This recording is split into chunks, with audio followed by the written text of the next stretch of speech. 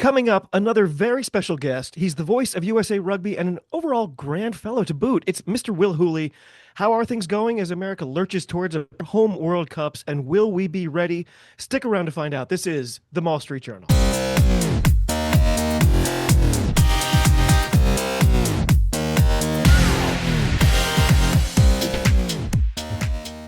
Hello, cheers, and welcome to the Maul Street Journal, the show that brings you all the best in terms of news and reviews of American rugby.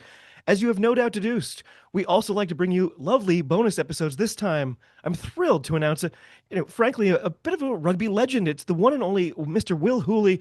Will's rugby resume includes premiership clubs such as Northampton Saints, Exeter Chiefs, and Saracens, but American listeners and probably friends of mine will know him as a broadcaster and a media personality for Major League Rugby. He's also represented England at the under-20s level, and I think has 18 caps for the USA Eagles. Is that right? Will, thank you so much for carving out some time today. Do I have it right so far? And how the heck are you? David, great to be on. Love the work that you do, and the Maul Street Journal. How great is that as well? Even the name just captures me. You are. I think you're pretty much spot on. Yeah, 18 caps, 20 appearances, something like that, and a bunch of them also injured for as well. Which I always look back now and I'm like, damn it, what could have been more? But I look back on my career fondly. Great memories, great people, and it's enabled me, I guess, to stay within the game today in the work that I do. Well, you teed that up beautifully. I know you need to keep it brief today. I'm keeping an eye on the clock.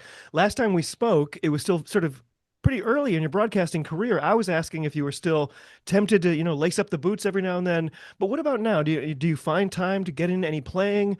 I know there was a great pickup game on Venice Beach for a long time. I know Dallin Stanford and Todd Clever were going to be there, but I think you're in San Diego now. Is that right? Yeah. Southern California. Which loving my wife and I.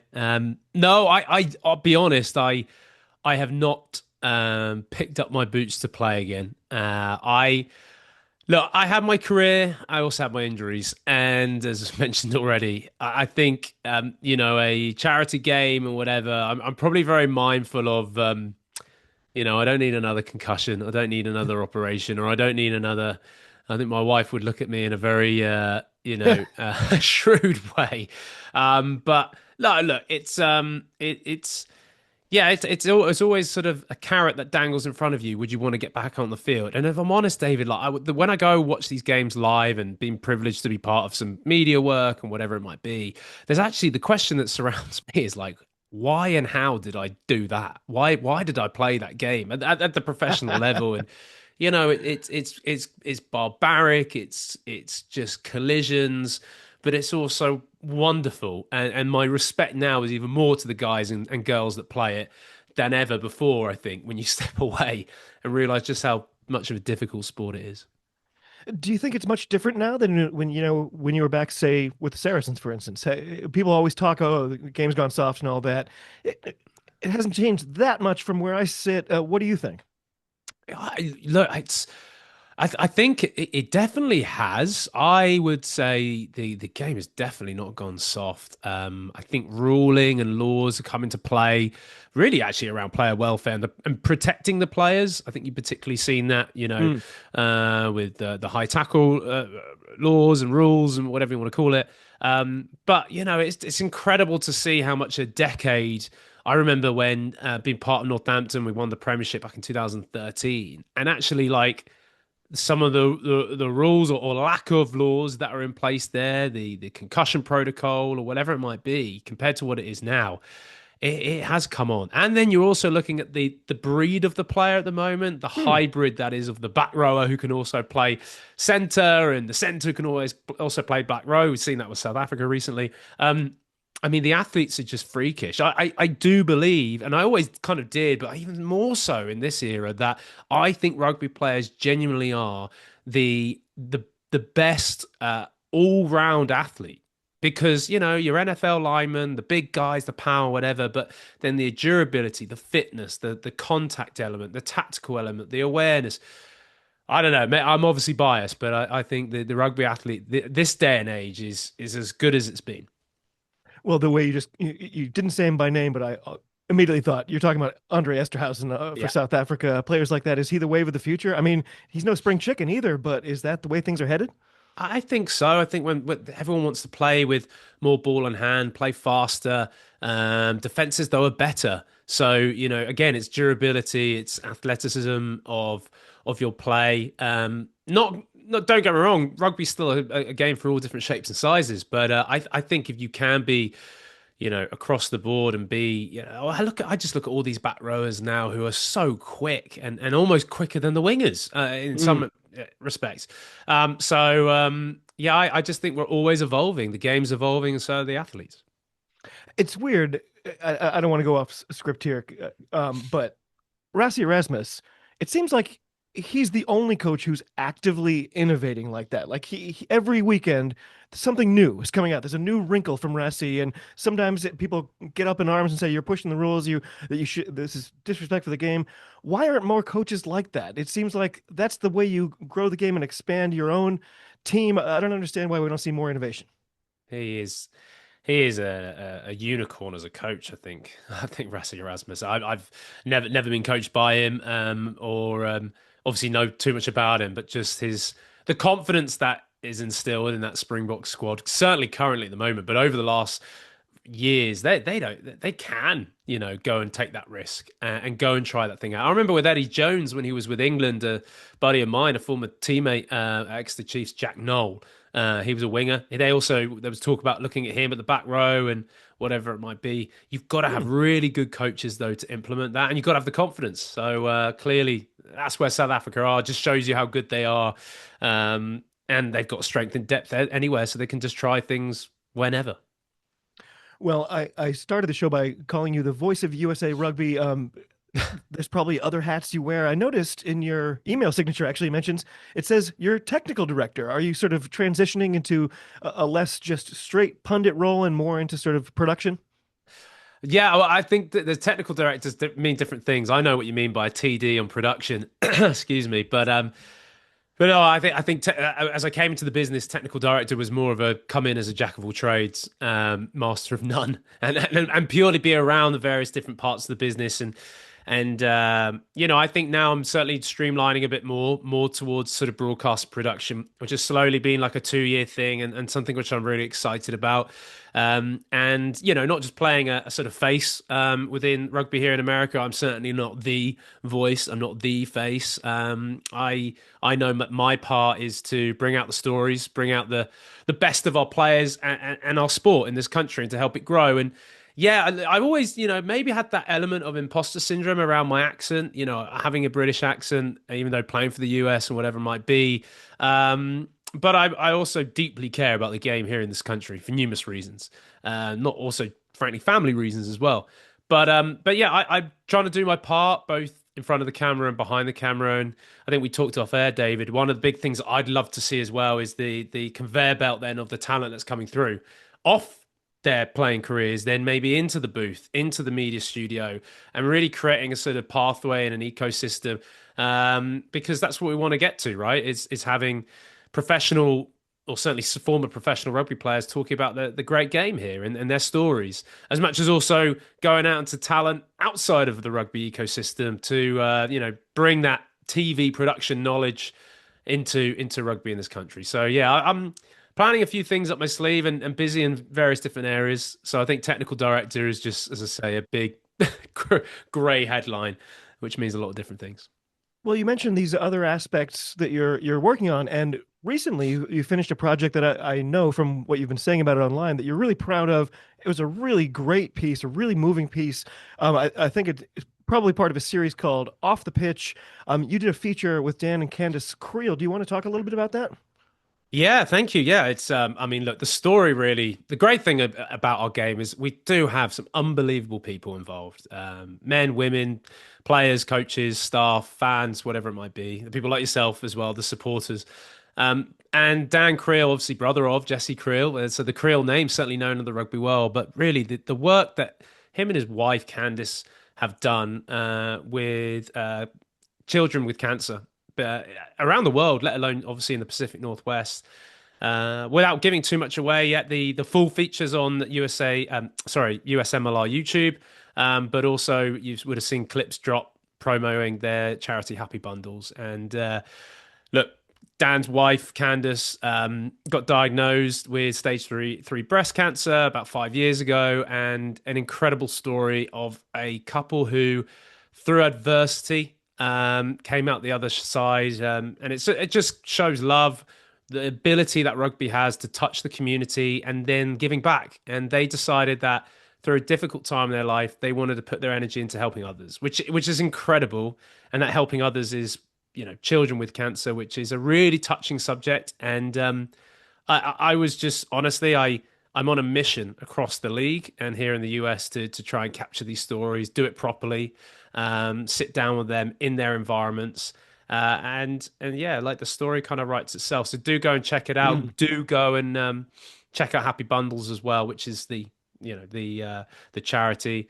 And Dan Creel is not just a hard ball carrying center; he's also a top human being as well as his wife Candice. It was a really privileged thing to make, and one which, in my time since retiring, is probably my proudest, not necessarily achievement, but something of, I guess, creation. It's not Oscar worthy. I did it alongside a videographer who recently came out of college, and I just discussed to him about, you know, putting it together. Need your help on capturing it. And wonderful guy, Cole Johnson, and fantastic work and help from Seattle Seawolves for logistics and Mm. Seattle Children's Hospital. So there you go. That's sort of the rundown of it all, and yeah, really proud about it. And most impressively, like, donations are coming in, awareness is there for the charity, and they're doing so well.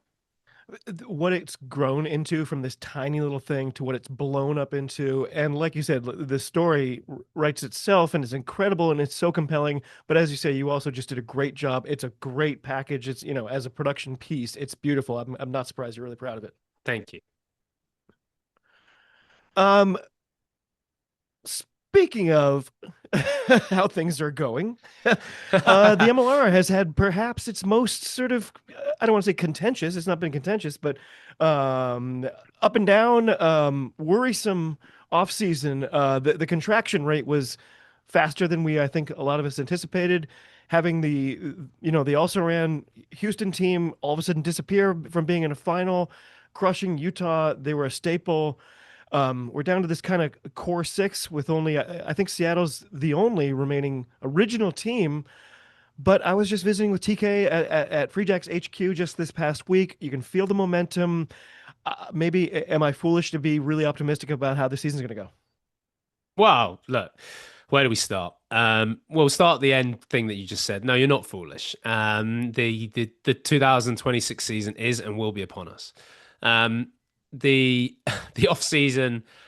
Hey, look, I'm not in the logistics operations side of the business. Some of the news when it hit honestly hit me as first to, like, as it would be for a fan, and some of it incredibly hard and difficult. I think when you look back on where we are as a league, and as a probably sport in this country, I think sometimes we get a little bit far ahead of ourselves. I think the word emerging goes out the window, and we kind of think that we're all established, all perfect, and all singing and dancing. And I think that's far from the truth. And I'm just putting my hat on. I'm taking my MLR employment hat off here. Lessons had to be learned, financially had to be learned, and logistics wise had to be learned as well, to really focus on a competition, a business that's viable and efficient moving forward.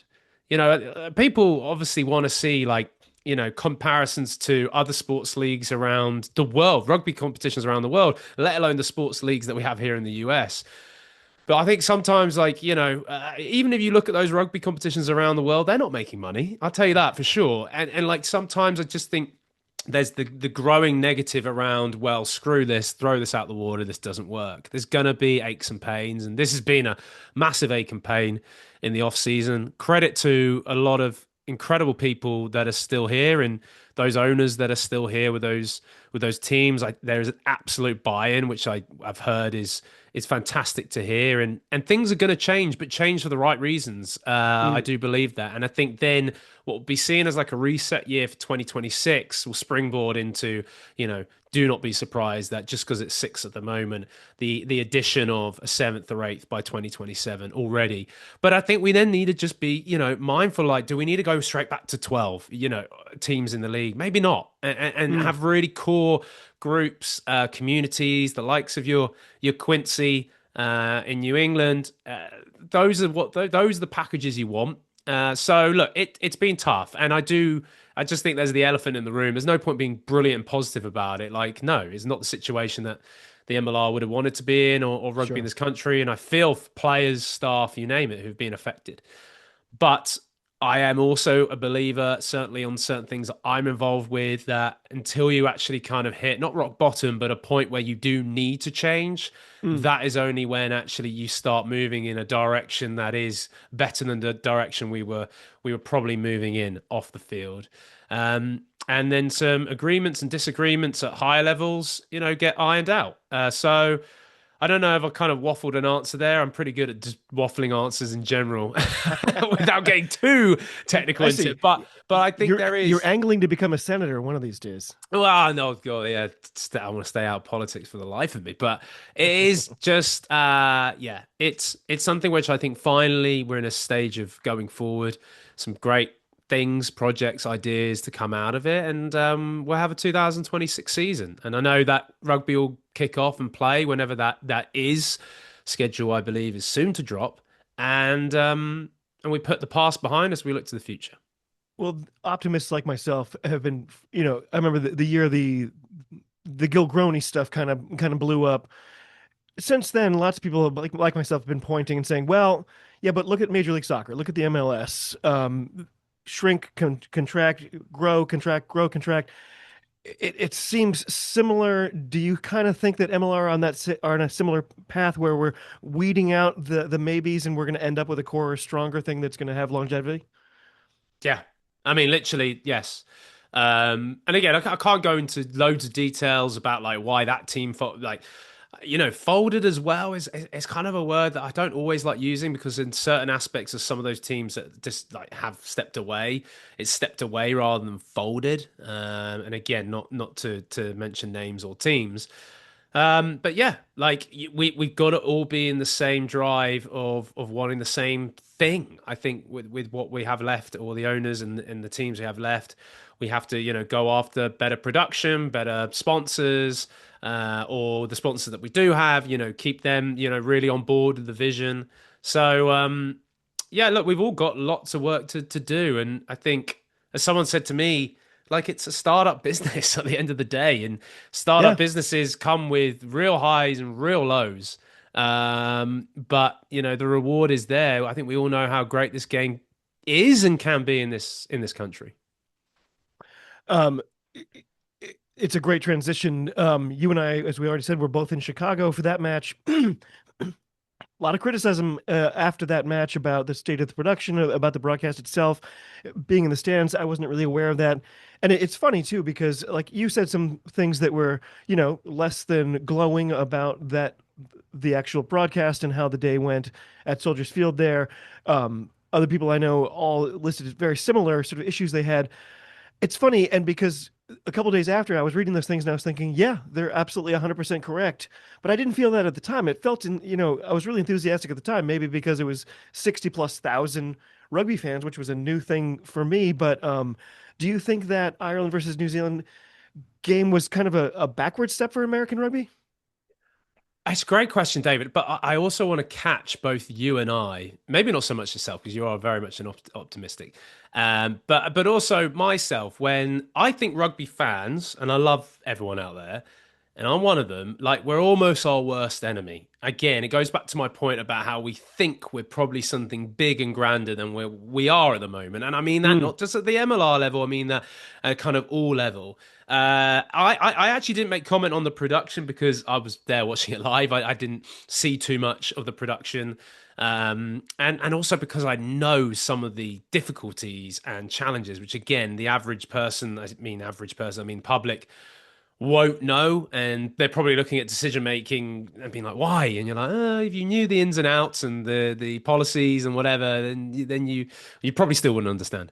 But I thought the aura around that game in Chicago felt Mm. amazing, David. Like, I've been very privileged to have played in some pretty awesome games here in the US. And been to a couple as well. I've never felt like being in a major US downtown city and felt rugby took over. And that was the vision for me of 2031. That got me so excited. And maybe it was Mm. that level of so much excitement in the game was just a bit disappointing. And you can't, that's just sport. Any sport, there's games. I've been to enough baseball games and seen a 0-0 or 1-0, maybe win or loss to the Padres. And like, you walk away and just go, well, that was rubbish. But like, that's just sport. I don't think it was necessarily like because it was in America, was it a bad game? There was so Mm. much good, and I really wanted to focus on the good as much as also understanding the work-ons. And actually, some of those work-ons could be very simply improved for next time. But yeah, I think rugby fans we automatically look at the negative. Meanwhile, the positive is certainly should be there as we go forward and only grow from events like the All Blacks Island game in Chicago. I had a fun time. Like I said, I've never been around that many rugby fans, so that alone was great. And people said, "Oh, well, you can see the football lines in the." Well, guess what? It looks like at Fort Quincy when I watched the Free Jacks. Like it was very much kind of what I'm used to. So it was like a great game plus. So Yeah. um, our men did just finish their autumn series. If we look at their last, 7 matches, it's 2 wins, one against a Samoa team that was struggling and frankly did again this week. They did secure that spot in the World Cup, but with a draw against Belgium. And then we had the nice win this past weekend. If you're gonna just off the top of your head give us a 1 to 10 rating for the USA men, the last 7 fixtures or so, where are we for you?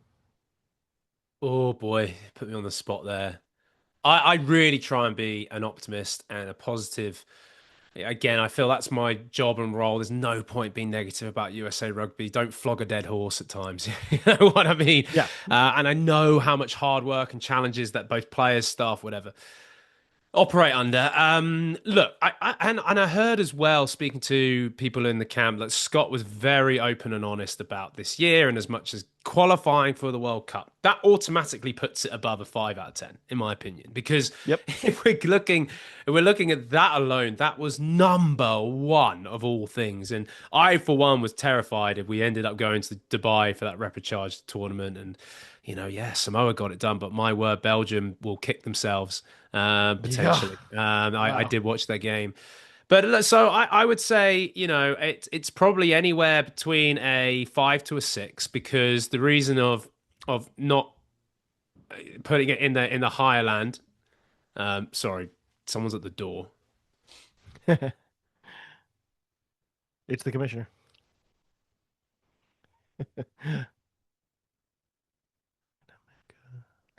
My bad. So I'll continue on. Is that all right? Not at all. Yeah, yeah, absolutely. Um, yeah, the reason of you can't really go beyond probably much of a 6 is there were some disappointments in this year. The game against Canada was surprisingly poor. I think obviously the game against Scotland was just disappointing because like with the players and the ability like to just show a better account of ourselves. Mm. But at the same time, again, the challenges were there logistically throughout the year, the test match windows, the MLR season. Like it's not easy for USA Rugby, but there were some really strong points as well. There were some really good moments this year. So if I'm gonna be, I think nice as well as also being optimistic, I'd probably say a 6 out of 10. I don't know. I throw the question back to you. David, because it's a hard one. As much as I want to be really positive, I can't be fooled by the fact like it was at points not what USA Rugby would have been wanting. The Scotland match was the fly in the ointment for sure. It doesn't make sense to me that result when you look at all the others. The Canada match almost hurt more because I Yeah, felt like this is one we could go get and really probably should have. The Scotland one, I think that was bad for both teams. I don't think that's taught Scotland anything. I don't think we learned anything. no, Um, I like that we led from stem to stern against Romania. I like the fact that we weren't afraid to take the points. That told me that we have more confidence in our overall attacking ability. But I worry about our defense where it is right now. right. Yeah, I mean, look, all fair, totally fair observations, and again, we're looking across the whole year, the international window in the summer, the PNC. But in all of that, I do believe there is, and I've spoke to the guys. I had a really good chat. Luke Carty did an article with him last week. Is is there is that inner belief that they are building something, and no way is, the infamous cliche of Rome wasn't built in a day. And I back that. I believe that. And when I see things, like certainly passages during that Romania game and even the Georgia game recently were miles better than what we had seen in, even Scotland. So yeah, I still try and maintain to be positive as much as I also know like there needs to be big improvement heading into an important 2026 and then of course 2027. Is Luke Carty the heir apparent to AJ McGinty? I think a lot of what Luke offers is excellent for Test match rugby. Quality kicker of the ball, very good communicator. He understands Test match rugby now because he's got experience under his belt. I love. Even threw in a drop goal for us. I I can't know, I remember the know. last Like time I the saw that. yeah, great stuff. And I think the thing with AJ and AJ's a good mate of mine and played with and so much respect. I think it's almost we have in maybe the past have relied too much on AJ and maybe tried to, put our game around him, understandably, but then at the same time through injury or being not able to travel, unavailable because of premiership commitments, whatever it might be, that has maybe been the downfall of what's been underneath him and getting that consistency to run a team. And is it Luke? I think Luke at the moment certainly showed that at parts during this season. And the last two games I thought was impressive. I do think Chris Hilsenbeck had a really good MLR season. So I understand why Scott really wanted to sort of the conveyor belt at that fly half role. Because if you look at Luke and you look at Hilsenbeck, like they are, I think Cart's now, I think is 29, maybe 30. There's not much underneath the 29-year-old mark in that position. So that's Right. slightly concerning for the future. But at the same time, yeah, strong halfbacks who drive the team and they need time in the saddle. Simple as that. It's interesting. So I've been banging this drum for a long time, and maybe you, as somebody who actually knows what they're talking about, could speak to this crazy theory of mine. I love AJ McGinty, of course, you have to. But like you said, because he's off in the Premiership playing sort of at this one level, and then he comes back, and maybe the USA team is not at that level. That leads him to trying to do too many things when he said, "Okay, fine, I'll just do it myself." I think that leads to him being on the ground more, which I think leads him to being hurt more. I think his desire for USA to Rugby to succeed has almost hurt him and maybe us.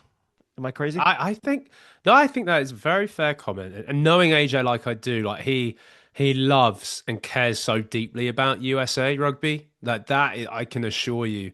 And he does take a lot of weight on his shoulders. And you know, look, I just feel like AJ's getting no younger. I also believe AJ really wants to go to the next World Cup. I seriously Yeah. know that as well.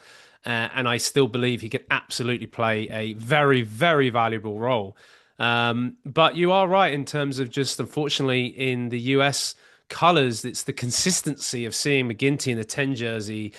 I can't remember too many times he's been able to string numerous games together, either through logistics Right. or injury. So, I think the focus needs to probably go away from playing the AJ McGinty style of USA rugby or whatever that, if you know what I mean. Yeah. And look afield, and AJ then can just come into that and feel like he doesn't have to drive and make the game plan up and do everything like that and put a lot of pressure on himself. Will Hooley, I'm going to let you go. I have one final thing for you. If you can put on your magical USA Rugby hat, we've got, 6 years to our men's World Cup, a couple more years after that till the women's. Um, we recently there was talk about this. I think it's a $250 million sort of infusion from World Rugby. There's this interest in making this a successful World Cup coming from outside of the US as well as internally. What is our number one priority? How do we make this a successful World Cup? Well, there's a lot of things in there that, we've all got to pull together. I think with World Rugby, USA Rugby, and the landscape here, whether that's the venues we choose, we're not going to move the time of the year for that 2031 World Cup. So everyone's getting, oh, we should play in the spring and the summer. Yeah, that would be perfect. But I don't see that happening. So we've got to pull together to really embrace the cities, because those are going to be selected soon enough in terms of the cities selected for the venues at the Home World Cup. And then look, we need to start really, performing and getting into that top 12 of the world rankings. And my opinion is obviously with the Nations Cup that's been sort of put forward by World Rugby. I have got no problem about being in the sort of second tier USA alongside some other brilliant, other emerging nations. But we need to be winning that. That's in all honesty, by 2028, I would want the USA winning the Nations Cup.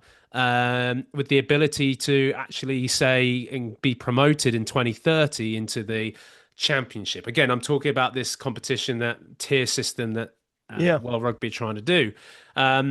And it comes from having an MLR that's strong and healthy, has more games involved in it, therefore has a bigger calendar year. I think we also have to look at the ability of, like, can we almost centrally contract our USA players, so that they are cared for throughout the year with rugby training, whatever it might be. I know that's a big thing of Scott Lawrence, of what he's wanted to try and achieve, and that's phenomenal if he can, and we can do that. So the ecosystem has got, I mean, but we could go, David, into, like, college rugby improving, the pathway of that system, the connectivity of college rugby. I mean, there is so much that needs to get better. And I think, we want to see results. I mean, that's what fans want to see, right? They will want to see that a November tour against Scotland, Georgia, and Romania, Eagles win 2 out of 3, and are competitive in the third one. So that's where I believe that will breed success. That will breed, people wanting to get involved in the sport as well. I do believe high performance is a big, thing in all of this, as much as also all the great work that needs to continue to happen at the grassroots level. So you've asked me a pretty impossible question to answer in a short amount The of answer time. is all the things. Oh, all of it in. But I think now, with the fact that we've got even things like an Olympics in 2028, we're going to the Rugby World Cup in 27. We've got then a home World Cup in 2031. We're not worrying about this kind of like qualifying road, and we can really focus on the development, how we want to play, how we're looking at the pathway of our players from the youth, from the under 20s upwards. That's just more on the high performance side of things, in my opinion. Absolute final thing, and it just occurred to me. So I've been able to talk to some great people over the years. Jamie Wall, great journalist and pundit in New Zealand. Yeah. He at one point really impressed upon me. You really need to be happy with the level Major League Rugby's at and where rugby is at in the United States right now, because it gives you accessibility. When I'm at Fort Quincy, I get to say hi to the players. They come through the stadium, they come through the stands. You can talk to them. The guys who aren't in the 23 are in the stands watching. And that level is so great. It's such a great fan product. And he was like, yeah, if it gets any bigger, that's going to go away. And he talked about the NFL. If the NFL feels that Major League Rugby becomes a threat, they're just going to squash it. A World Cup is going to take coordination with the NFL. Will we see an adversarial relationship at that point, or is this something where both teams can get together and kind of say, yes, let's make American sport better? I believe so. First and foremost, I wouldn't agree with that statement from Jamie. Fantastic. I do like seeing his stuff. I don't know. I don't know where his experience on that comes from, if I'm honest as well, because from my awareness, that there is conversation between World Rugby and the NFL and with USA Rugby, because there has to be. They're literally, if you wanting to use these venues and whatever during that part of the year, it's the like of, well, guess why the Soldier Field game was that, because the Bears are playing away. They weren't playing that week. So like that has to physically be, and by the way, that infamous clip of Roger Goodell, commissioner of NFL at Croke Park with Bundy Aki for that Steelers game back in Dublin a few weeks ago. Like, again, it just shows you like that is going to be a conversation. We are never going to compete with the NFL. Mm. Again, it's like, oh well, that's just a loser mentality. It's like, no, it's not. It's being honest and realistic, and I don't think we need to. We can be something different, and we can be Yeah. something which is not gonna ever gonna get the generate of revenue or TV deals or whatever it might be, but the growth of something else. It's outside. There's a reason why MLR comes after the Super Bowl. It's another contact sport that maybe is the thing for like the families, the community to really get behind and whatever it might be. And there is that access. So I wouldn't say, NFL just going to squash it if it gets better. I think though that we need to work with them for the World Cup. That is for sure. Mm. But I would say there's some great cross purposes for both here. I've been seeing stuff like rugby doing tackle technique workshops in NFL teams, Oh things yeah. like that. So I you know Well, ever since Philly put in the tush push, I hear the word rugby come up on NFL broadcasts isn't more it than ever, and brilliant? And I'm like, isn't it hey, any brilliant? Like advertising is good advertising. any advert, and like yeah. So I would say the NFL's never going to be worried about rugby in Mm. terms of competitor, but I also believe that they can see some real values as much as also as I say, if we can get a good relationship going, it's only going to be beneficial for us as a sport. Will Hooley, you're a scholar and a gentleman. I'm so pleased you took the time to chat American rugby here on the Mall Street Journal. Any final things you want to plug before we let you go? No, just thank you very much. Keep an eye out, obviously, for 2026. Plenty going on.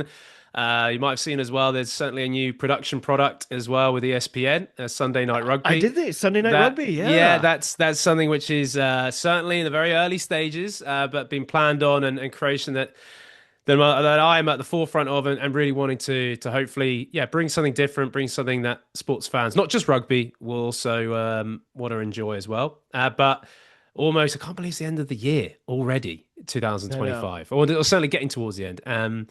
Yeah, excited for things to come. Fantastic. I really appreciate your time. I hope to catch up with you soon. Hard to say when the next good time would be. The USA Eagles are off for a while.